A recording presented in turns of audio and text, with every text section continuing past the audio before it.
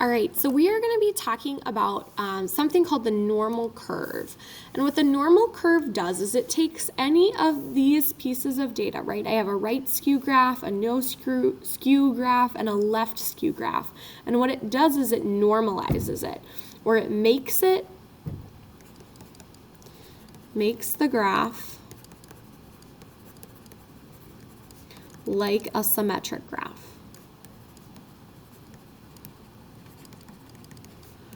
So it's a way that I can change my information to fit a symmetric shape, okay?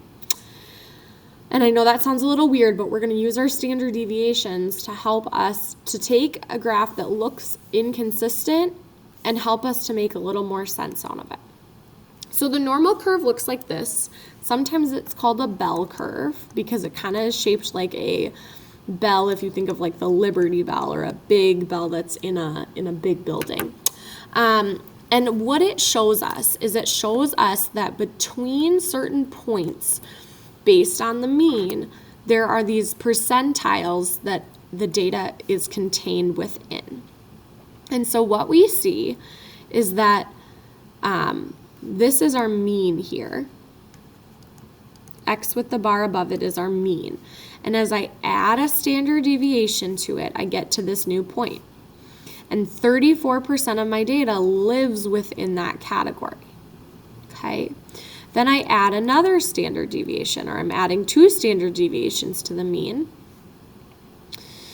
And 13.5% of my data lives in that section. So what it does is it shifts my histogram so that a certain amount of data is always living between each section based upon how spread out my data is. So again, the smaller your standard deviation, the more condensed your information is going to be. We do the same thing going the other way. We're subtracting standard deviations. This little symbol here means standard deviation.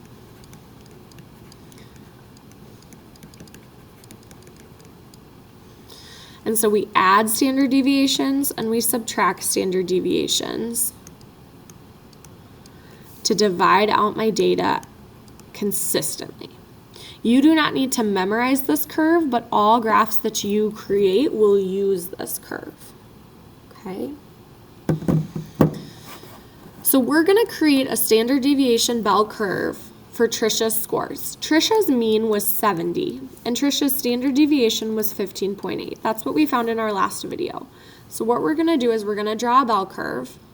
I draw a line across, and then I draw a little mountain that's as symmetric as possible, although it's not going to be perfect, and that's okay. Then what I'm going to do is my first step is I'm going to label my mean. So number 1, we're labeling the mean. And that mean, my X with the bar above it, is equal to 70. Okay. Then I'm going to add a standard deviation. So I'm going to add 15.8 to my standard deviation, or to my mean. Okay. So I get 85.8. I'm going to add another standard deviation to that value. So I have my calculator out. And I'm going to take 85.8 plus 15.8. And I get 101.6. And then I'm going to do it one more time, adding 15.8. And so I get 117.4.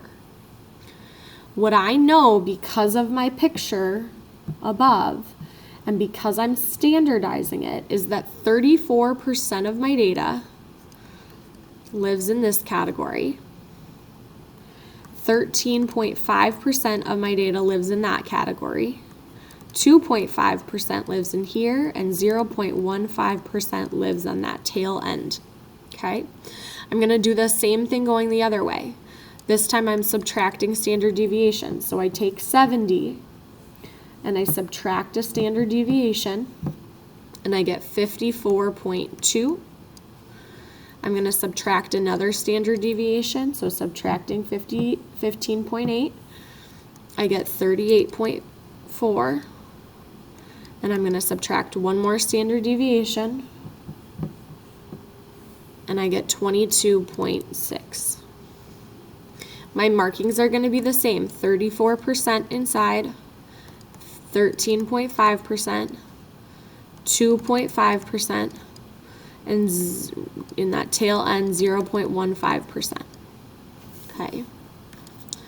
Now, what does this have to do? What this tells me is that 34% of my data lives between 70 and 85.8.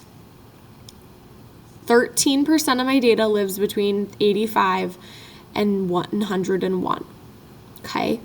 In a normalized situation, which is not the situation that I have right now. If I graph my data, I would not have had a normal distribution. I would not have had a symmetric graph.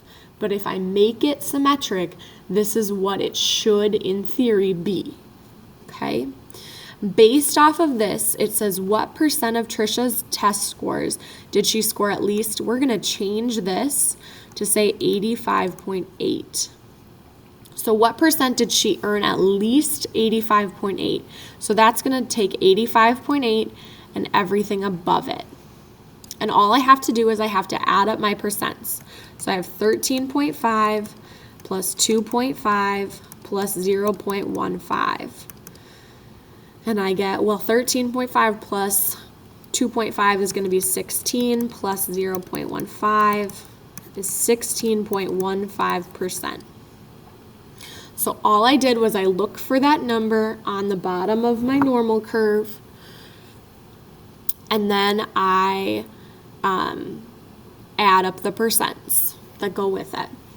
My order to what I did, first I found my mean, then I add my standard deviations, then I subtract my standard deviations, writing those along the bottom, and then finally, number 4, we fill in the percents. So this is your order of how you do things. We'll have a lot of practice with this that will help us to understand what standard deviation or normal curves do for us.